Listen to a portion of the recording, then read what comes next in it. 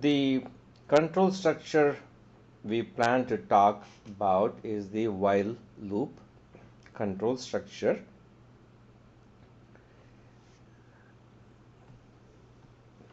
In the if control structure, we just took a condition,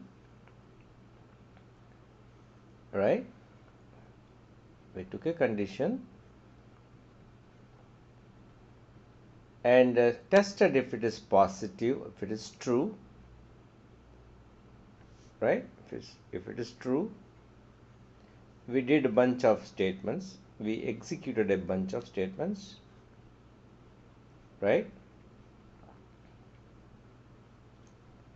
And if it falls, then we kind of executed other statements, right? In the while loop,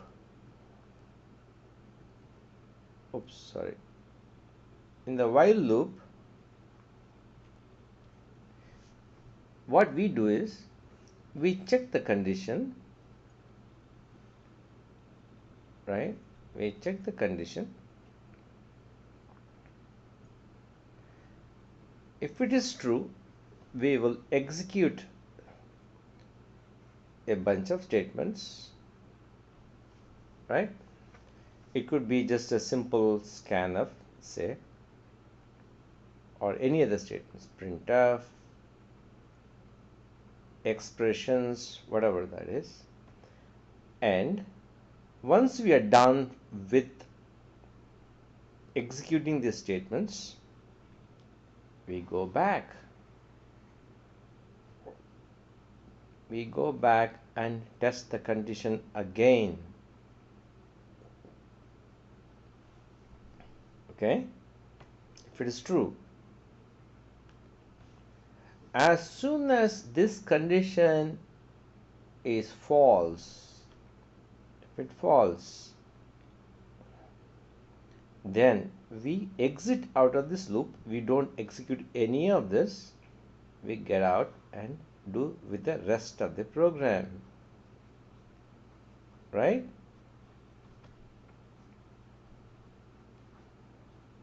So if you see here, you want to execute these statements based on a condition. You test the condition, then you execute the statements. So this is called a pre-test loop.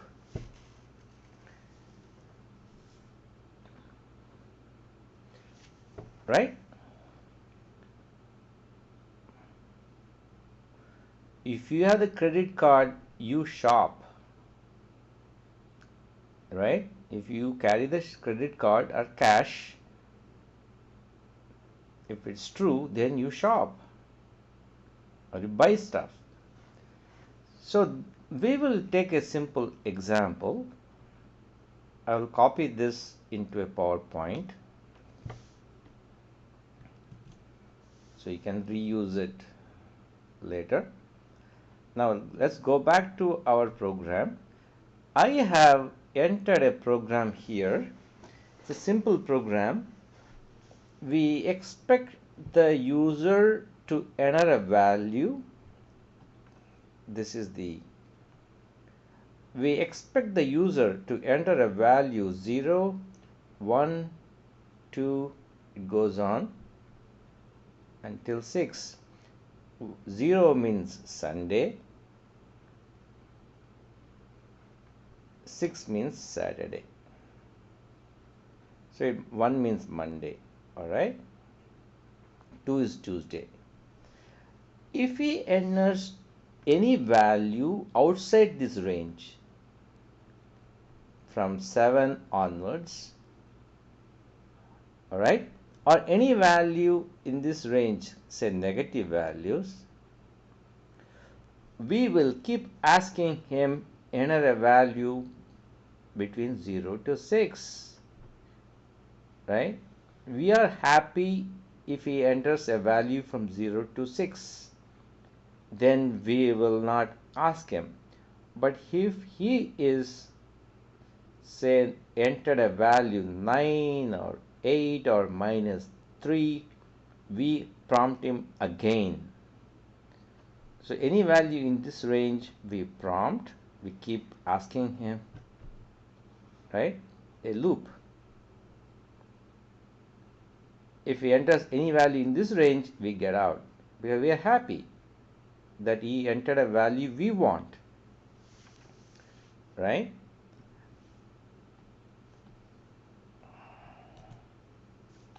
Okay, let's go back to our program.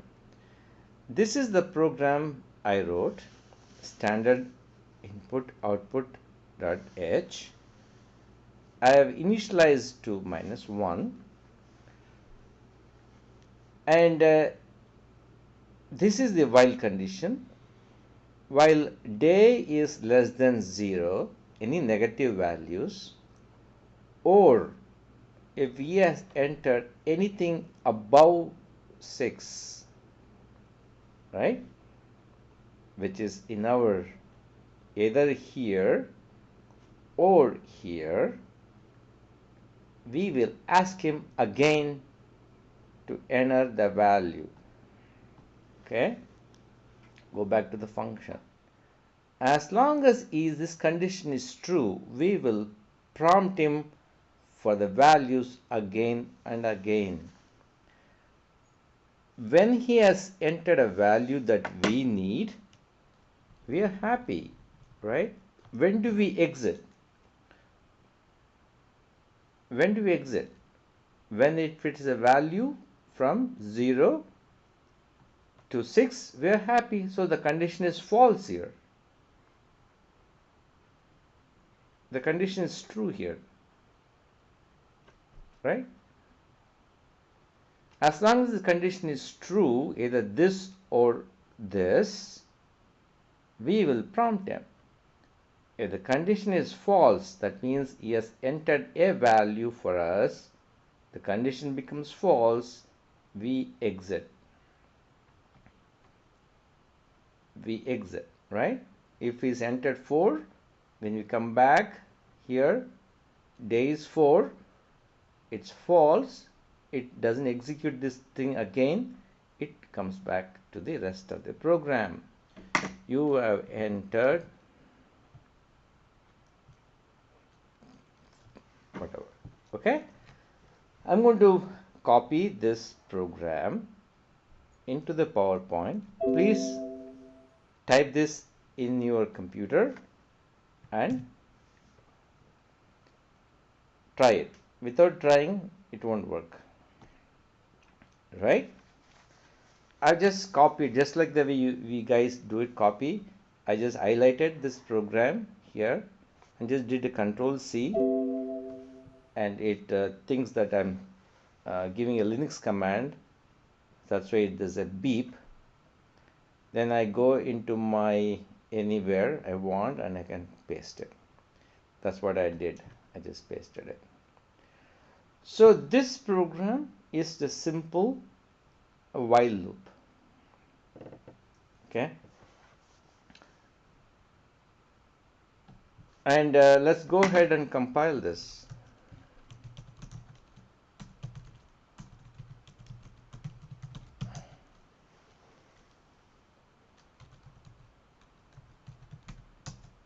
Enter a day. I'm going to enter 9. It says enter a day again. -4, 10, 4. It is entered. See, that is the way we demonstrate a while loop, right? In the next video,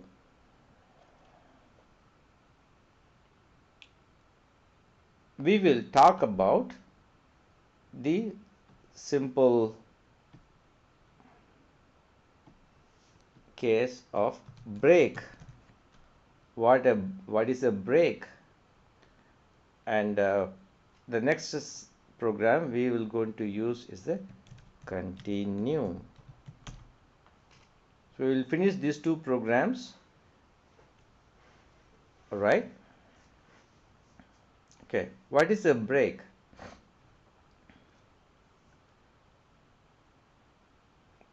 Let's take example here. We are, say, executing a statements. This is a, let's say, a while loop.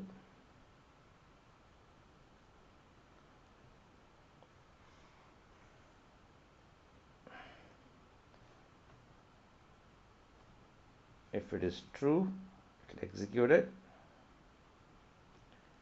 If it false, it gets up.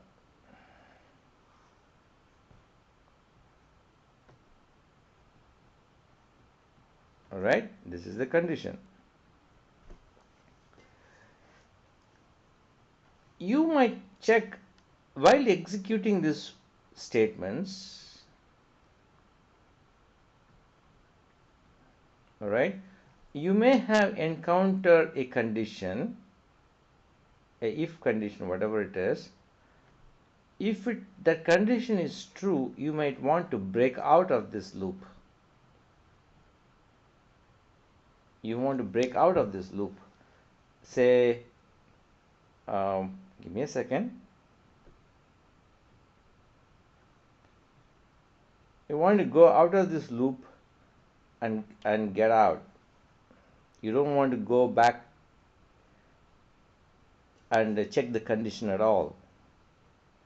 All right.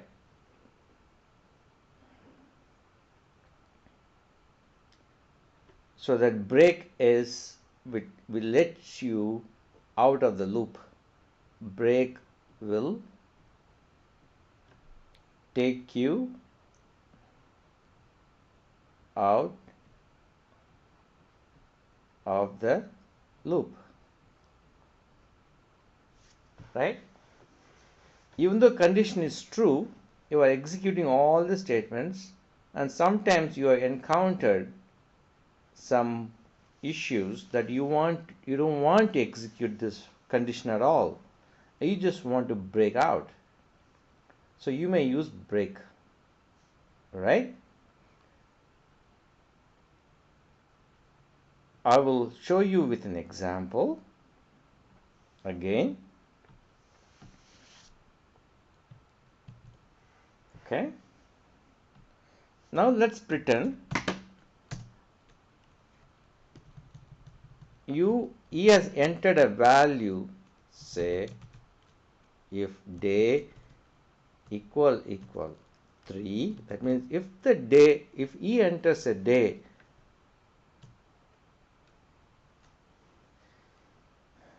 three, or say not sorry,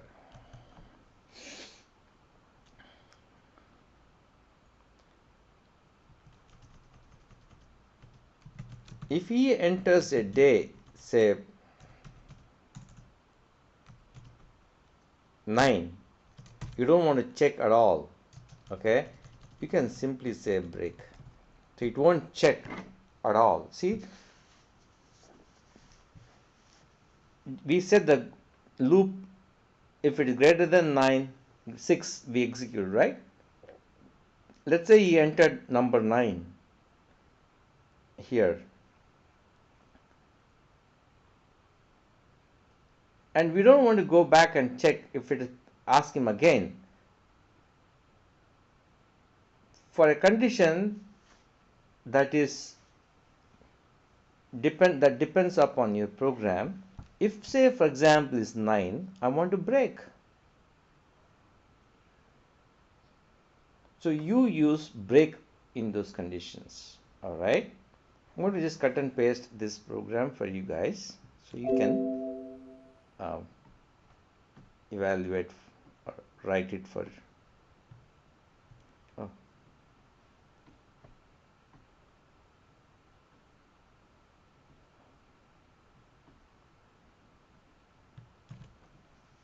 So you see how the break is, right? Okay. So that is how, let me compile this program.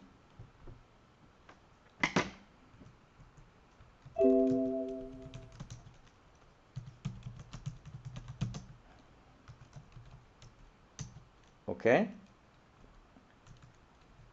-1 is going to ask me. 10, it will ask me again. And let's say 9, I want break out. It won't check, right?